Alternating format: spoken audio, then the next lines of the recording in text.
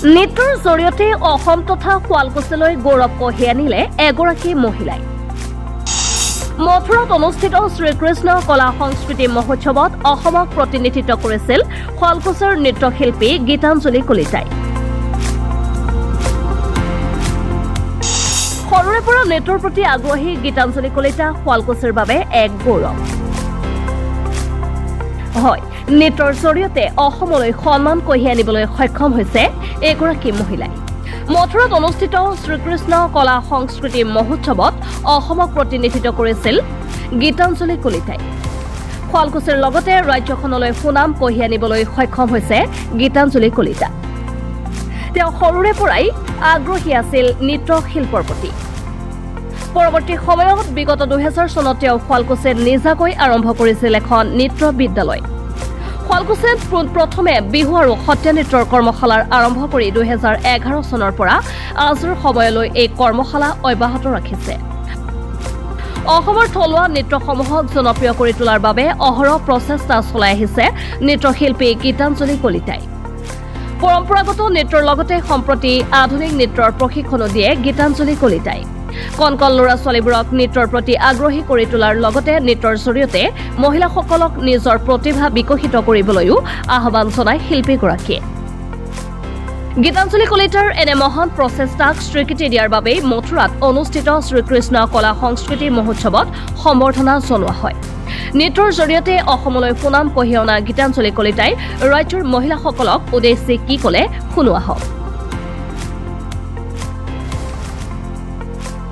হয়, এইটো আচলতে শুৱালকুছিৰ বাবে গৌৰৱৰ বিষয় হয়, কাৰণ যিহেতুকে মোৰ জন্মস্থান শুৱালকুছি হয় আৰু শুৱালকুছিৰ পৰাই মোৰ নৃত্যৰ যাত্ৰা আৰম্ভ হৈছিলে। আৰু মই এই যোৱা 9 আৰু 10 নৱেম্বৰত মথুৰাত অনুষ্ঠিত হৈছিলে শ্ৰীকলা নৃত্য মহোৎসৱ।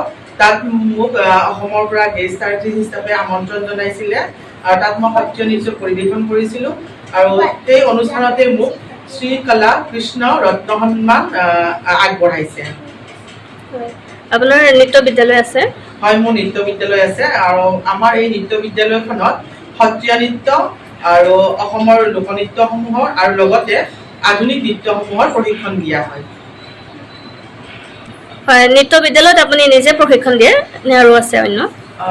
হয়, পোনপ্ৰথমে 2000 চনত এই নৃত্য বিদ্যালয়খন শুৱালকুছি নটৰাজ কলা কেন্দ্ৰ স্থাপন হৈছিলে আৰু সেই সময়ত মই নিজেই প্ৰশিক্ষণ দিছিলোঁ। কিন্তু তাৰ পিছৰ পৰা মই বিভিন্ন বিষয় ইয়াতে সংস্থাপন কৰিলোঁ, যেনে আধুনিক নৃত্য, লোকনৃত্য। গতিকে আধুনিক নৃত্যৰ বাবে মোৰ সহযোগী হিচাপে আছে আমাৰ নৃত্য প্ৰশিক্ষক পৰশমণি বৈশ্য আৰু সত্ৰীয়া নৃত্যত মোৰ সহযোগী হিচাপে আছে গীতুমণি বৈশ্য।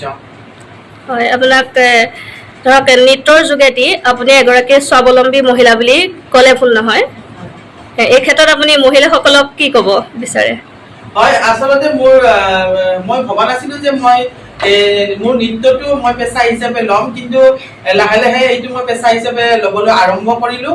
আৰু মহিলাসকলক এইটো নৃত্যটো মোৰ পেচা হিচাপে হ'লেও কিন্তু এইটো শাৰীৰিক আৰু মানসিক বিকাশৰ কাৰণে বহুত গুৰুত্বপূৰ্ণ হয়। গতিকে মহিলাসকল ঘৰত সোমাই থাকি লাভ নাই। আচলতে যদি তেওঁলোকে ভাবে যে ময়ো কৰিব পাৰোঁ, তেনেকে মই ভাবোঁ তেওঁলোকে ওলাই আহি এই আমাৰ সত্ৰীয়া নৃত্য হওক, বিহু নৃত্য হওক শিকিব লাগে। কাৰণ যিহেতুকে আমি অসমৰ হয়, গতিকে আমি অসমৰ যদি আমাৰ নৃত্যসমূহ থলুৱা নৃত্যসমূহ নাজানো আমি, গতিকে সেইটো লাজৰ বিষয়। গতিকে অলপ হ'লেও অন্ততঃ ল'ৰা ছোৱালীখিনিক প্ৰশিক্ষণ দিব পৰাকৈ তেওঁলোকে যদি অকণমান হ'লেও চৰ্চা কৰে, মোৰ বোধেৰে তেওঁলোকে ওলাই আহিব লাগে আৰু তেনেকুৱা কৰিলে মোৰ বোধেৰে ভাল হয়।